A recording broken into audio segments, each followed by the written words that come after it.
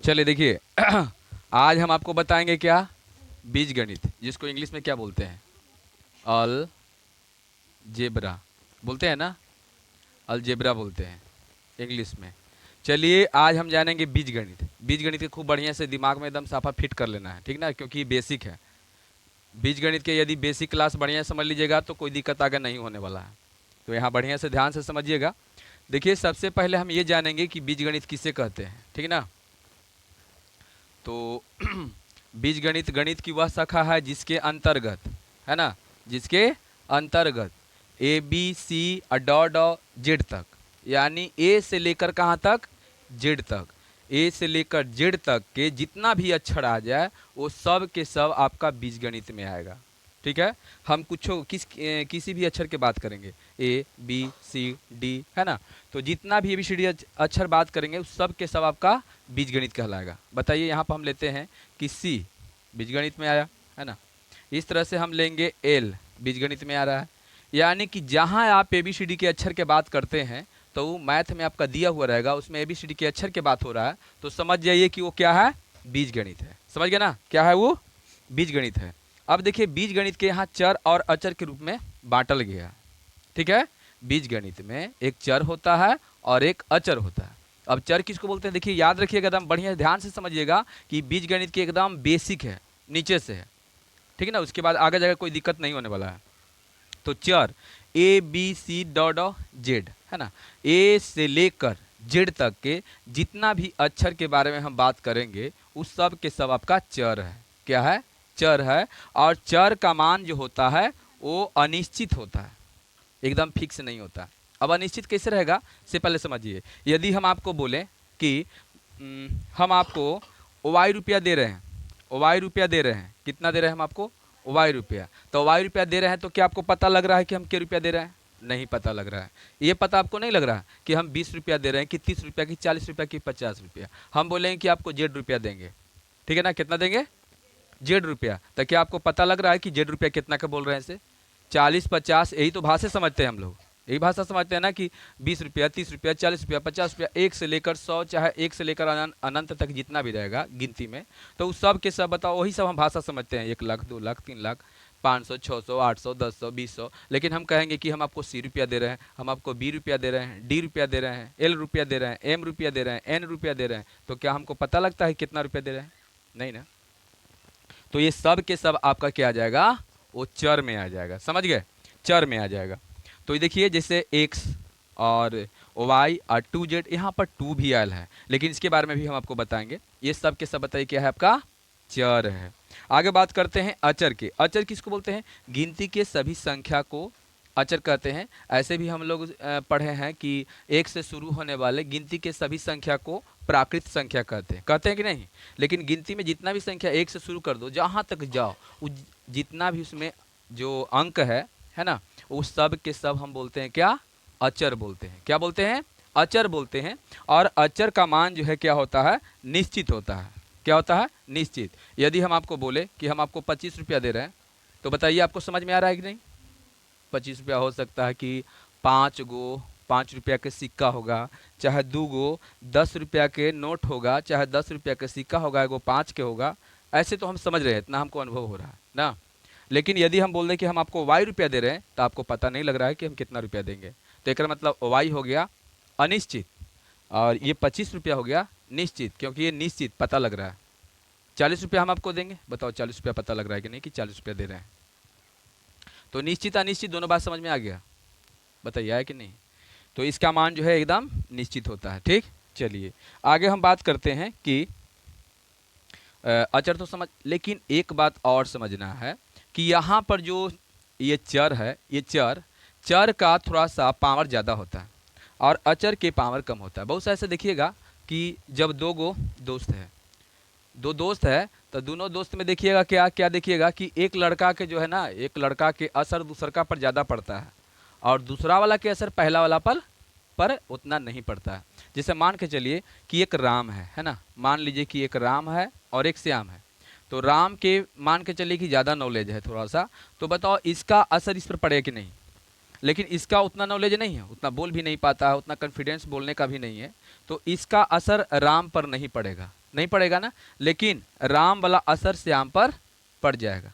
तो ऐसे बहुत से बच्चे होते हैं कि उसका बात आपको असर कर जाता है, लेकिन आपके बात उसको असर कोई नहीं करता, क्योंकि वो जानता है कि इसको नॉलेज नहीं है, इसको ज़्यादा नॉलेज नहीं है, ज्ञान नहीं है, तो इसका बात को हम काहे अनुसरण करेंगे, इसके बात को हम नहीं मानेंगे।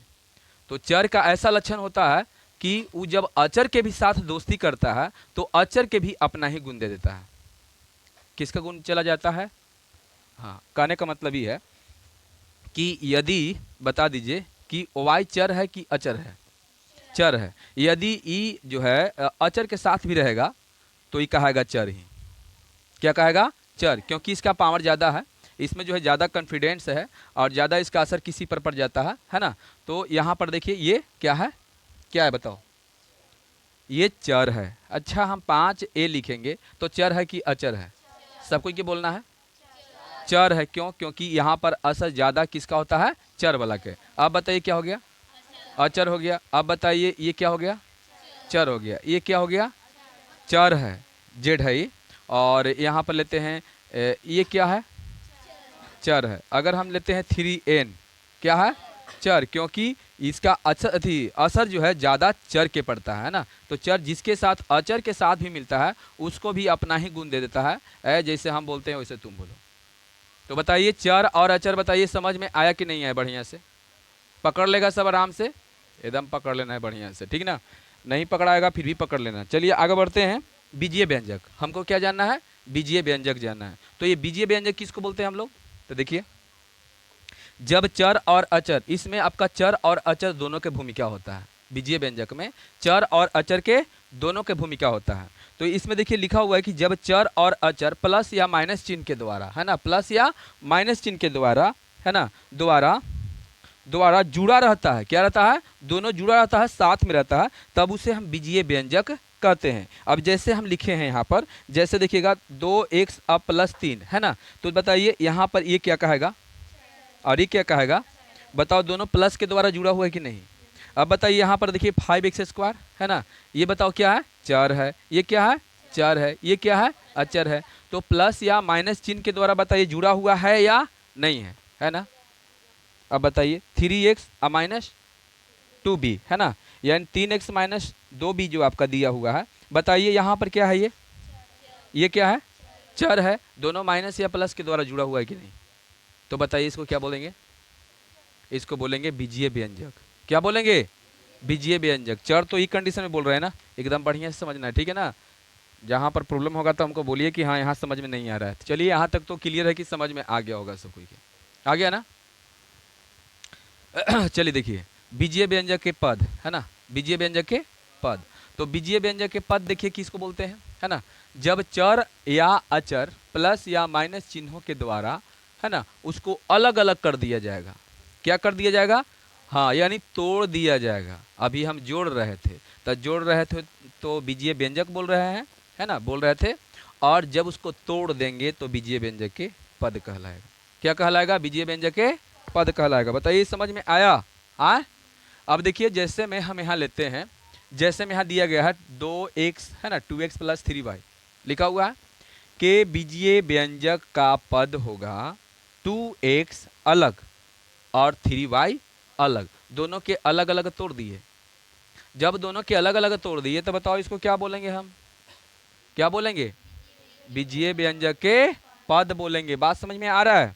अब यहाँ पर देखिएगा, यहाँ हम लिखेंगे कि 5a माइनस 2b और प्लस, है ना, प्लस 3c, ऐसे लिख दिए। अब बताओ इस सब के अलग अलग कर, पहले बताओ इसको क्या बोलेंगे हम लोग? बीजीय व्यंजक बोलेंगे। 5a comma minus 2b comma 3c, ये बताओ क्या हो गया बीजीय व्यंजक के? क्यों? क्योंकि इसको अलग अलग तोड़ के कर दिए। समझ गए? यहाँ तक सबको ये समझ में आ गया बढ़िया से? चलिए अब देखिए, बीज गणित में ही एक हमको जानना है अंक गुणांक और एक जानना है अक्षर गुणांक। अब अंक गुणांक किसको बोलते हैं और अक्षर गुणांक किसको बोलते हैं? तो यहाँ पर देखिएगा एकदम सिंपल भाषा में लिखे हैं, ज़्यादा कोई हार्ड नहीं लिखे हैं। 3xy में 3 को हम, है ना, यानी 3xy में 3 को अंक गुणांक कहते हैं। इसी प्रकार 6abc में 6 को हम अंक गुणांक कहते हैं। समझ में आया? कहने का मतलब है कि अंक मतलब एबीसीडी के अक्षर, अति सॉरी अंक है ना, गिनती के, ठीक है। तो 9 B C, बताइए अंक गुणांक कौन है? 9 है। अच्छा 3 A B C और D, 3 ABCD, बताइए अंक गुणांक कौन है? -3 है। आ गया बात समझ में? इसी को एबीसीडी के अक्षर को क्या कहते हैं? तो अक्षर गुणांक कहते हैं, है ना। अब जैसे बताओ ये पहला वाला में अक्षर गुणांक कौन है, और यहाँ पर अक्षर गुणांक क्या है? ABCD, बताओ यही होगा ना। तो चलिए ये बात समझ में आपको आया कि नहीं आया बताओ? आए? कोई दिक्कत नहीं ना इसमें। एक बात और याद रखिएगा, ABCD, चलिए बताइएगा, जिसको पूछेंगे वही बताएगा। ठीक, सबको ये पता है हम किसको से पूछने वाले हैं? हाँ, सबको पता है किसको पूछने वाले हैं? बता दो। अंक गुणांक इसमें कितना है? अंक गुणांक जल्दी बताइए। अंक गुणांक कितना है, कितना होगा, पहले जल्दी बताओ, उसके बाद दूसरा से देखेंगे हम। अब किसी को पता है किसको पूछने वाले हैं? हाँ, किसको से? जल्दी बताओ मैया।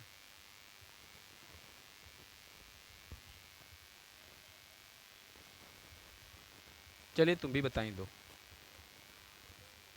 अंक गुणांक,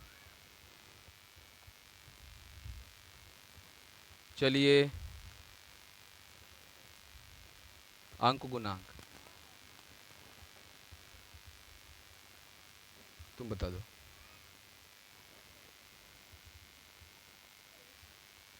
तो अक्षर गुणांक का बताइए। अंक गुणांक कई देखिए, उसके हिसाब से अंक गुणांक है ABC, डीओ मार दिया था, डी भी मार दिया था ना।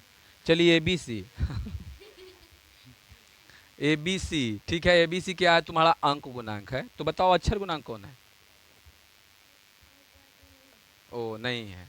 तो क्या है ये ABC जो बोले थे? वो अक्षर गुणांक है, यानी कि आपके हिसाब से इसमें अंक गुणांक नहीं है। चले तुम बैठ जाओ, चले तुम बता दो। अंक गुणांक है इसमें? नहीं है। वाह सब ठीक है, तुम बताओ। नहीं है, तुम बता दो। नहीं है, तुम बता दो। नहीं है, वाह। चलो तुम बताओ। हाँ, अंक गुणांक बताओ, इसमें अंक गुणांक बताइए।